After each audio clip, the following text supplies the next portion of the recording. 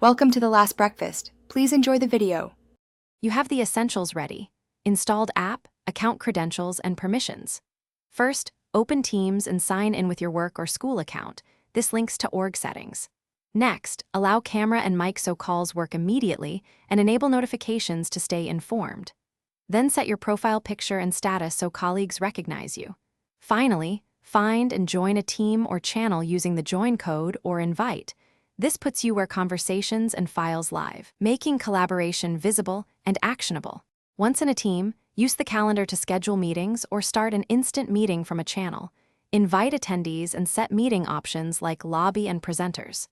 During calls, share your screen, choose window or full screen, and record if needed for absent teammates. Use chat for quick messages and threaded replies to keep context.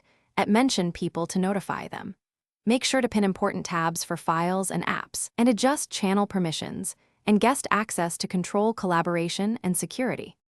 To finish, save meeting notes to the channel, upload shared files to the Files tab, and assign action items with due dates so work continues.